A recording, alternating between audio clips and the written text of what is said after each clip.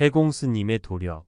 신라의 해공 스님은 천진공의 집에서 품팔이하던 노파의 아들로 어릴 때 이름은 우조였다. 어느 해 여름 천진공이 심한 종기를 앓다가 거의 죽을 지경에 이르니 문병하는 사람이 집 앞을 메웠다. 그때 우조의 나이는 7세였다. 어머니, 집에 무슨 일이 있기에 손님들이 이렇게 많이 찾아오시나요? 주인 어른께서 나쁜 병에 걸려 장차 돌아가시게 되었는데 아무리 어려 철이 없기로써니 그것도 모르고 있단 말이냐? 어머니, 제가 그 병을 고치겠습니다. 아니, 내가 그 병을 고치다니 무슨 뚱딴지 같은 소리냐? 글쎄 두고 보면 아실 테니 어서 주인 어른께 허락을 받아주세요. 노파는 아들의 말이 너무나 어이가 없었으나 이상한 생각이 들어 주인에게 말했다. 백약이 무효인 상태에서 죽을 날을 기다리며 고통을 참느라 애쓰던 천진공에겐 아무리 어린아이의 말이었지만 반가운 소리였다. 어서 우조를 가까이 들도록 해라. 부름을 받은 우조는 천진공의 침상 밑에 앉아만 있을 뿐 이렇다 할 말도 움직임도 보이질 않았다. 우조야, 어서 이리 가까이 와서 이 종기를 치료해야 할 것이 아니냐?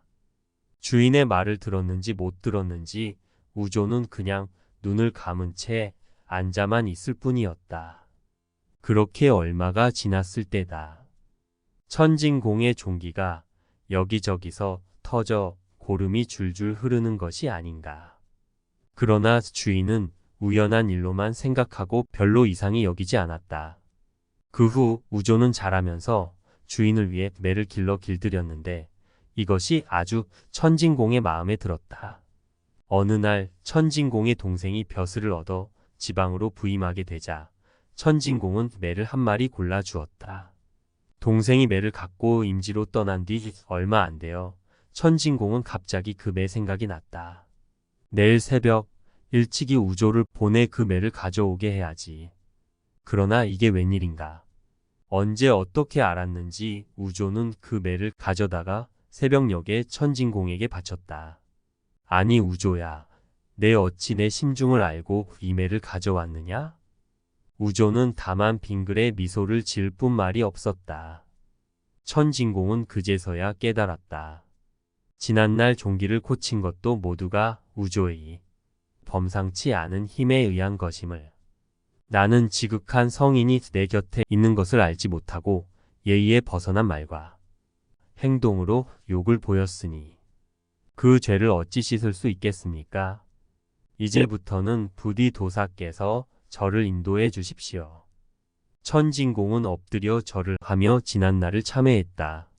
신령스런 현상을 자주 나타낸 우조는 마침내 출가하여 해공 스님이 되었다.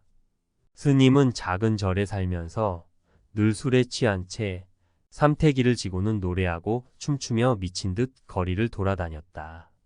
그래서 사람들은 그를 부귀화상이라 부르고 스님이 사는 절을 삼태기란 뜻에서 부계사라 불렀다. 뿐만 아니라 걸핏하면 우물 속에 들어가서 몇 달씩 나오지 않았다.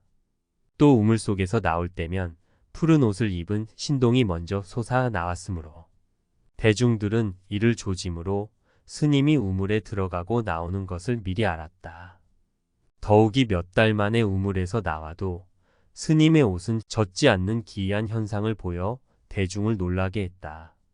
만년에는 경북 영일군 항사리에 있는 항사사 지금의 오어사에 주석했다. 그 무렵 원효대사는 많은 불경의 소를 찬술하고 있었는데 자주 해공 스님에게 묻고 혹은 서로 농담을 나누었다.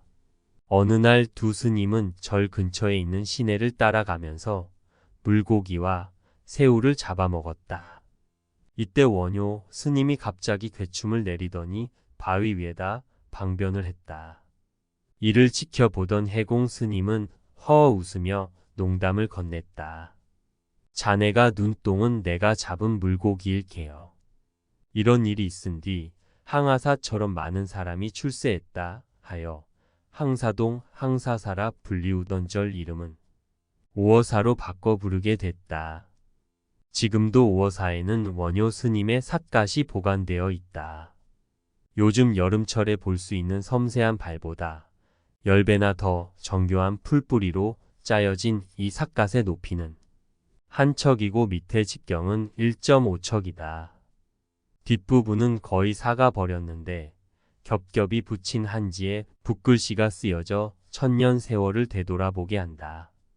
해공 스님의 이적은 한두 가지가 아니었다. 어느 날 구참공이 산에 놀러 갔다가 해공 스님이 산길에 쓰러져 죽은 것을 보았다. 시체가 부어 터지고 살이 썩어 구더기가 난 것을 보고는 오랫동안 슬피 탄식하다 말고삐를 돌려 성에 돌아오니 해공이 술에 몹시 취해 시장 안에서 노래하며 춤을 추고 있는 것이 아닌가. 구참공은 자신의 눈을 의심했으나 틀림없이 여느 날과 다름없는 해공 스님이었으므로 새삼 스님의 도력에 감탄했다.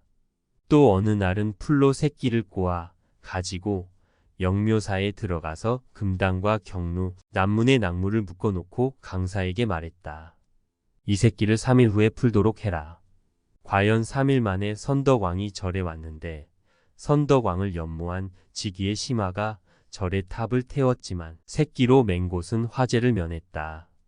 이처럼 신령스러운 자취를 많이 남긴 해공 스님은 공중에 떠서 열반했는데 사리가 그 수를 헤아릴 수 없을 만큼 출연했다. 그는 열반 전 어느 날 조론을 보고는 이것은 내가 옛날에 지은 글이다고 말했다. 이런 스님은 이로써 해공 스님이 조론의 필자인 승조우진 때 스님의 후신임을 알았다고 삼국유사에 밝혔다.